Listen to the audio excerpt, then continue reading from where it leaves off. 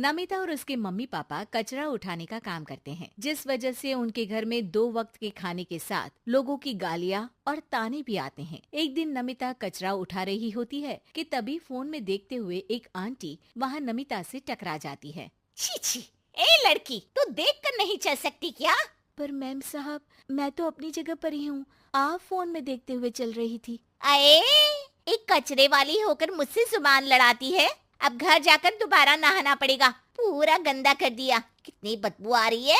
ऐसा बोलते हुए आंटी वहाँ से चली जाती है और उनकी बातों से दुखी नमिता आंखों में आंसू लिए काम करती रहती है। इसी तरह दिन बीतते हैं और एक दोपहर नमिता अपनी मस्ती में गाना गुनगुनाते हुए कचरा इकट्ठा कर रही होती है कि तभी जिंदगी एक सफर है सुहाना, यहाँ कल क्या हो किसने जाना, जिंदगी।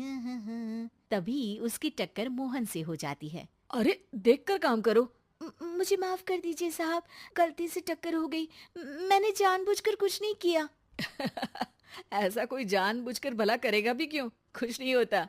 सोचा नहीं था कि कभी कोई मेरे साथ इतने अच्छे से बात करेगा। अरे जो नहीं करता वो इंसान कहलाने के लायक नहीं, तुम्हें उनके बारे में सोचना तक नहीं चाहिए। मोहन वहाँ से चला जाता है और नमिता उसकी बात को सोचते हुए दोबारा काम पर लग जाती है। इसी तरह समय बीतता रहता है। एक सर्दियों की सुबह कचरा उठाते हुए नमिता ठंड की वजह से पास के घर की सीढ़ियों पर ओत लेकर बैठ जाती है। कुछ ही देर बाद उस घर की मालकिन वहाँ आ जाती है। हाय तौबा, मेरा सारा घर गंदा कर दिया। अरे मैं घर के सामने गंदगी नहीं होने देती और तू पूरी की पूरी गंदगी मेरे घर की सीढ़ियों पर ही आकर बैठ गई। मालकिन, ठंड बहुत है इसलिए कुछ देर बैठ गई, अभी चली जाती हूँ और सफाई भी कर दूंगी। अरे यहाँ बैठकर घर पहले ही गंदा कर चुकी है, अब छूकर अशुद्ध भी करना चाहती है।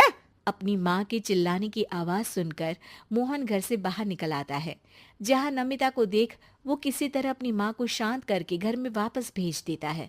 मुझे माफ कर दीजिए मालिक, गलती हो गई। अरे प्लीज मुझे मोहन बुलाओ और अपनी माँ की तरफ से मैं माफी मांगता हूँ।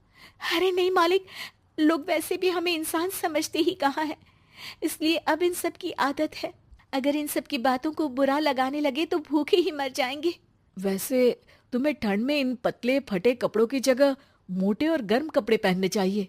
मेरे पास इतनी चॉइस नहीं है, जो है बस यही है। और जब घर में मम्मी पापा भूखे बैठे हो तो क्या सर्दी और क्या गर्मी। चलती हूँ साहब। नमिता तो वहाँ से चली जाती है।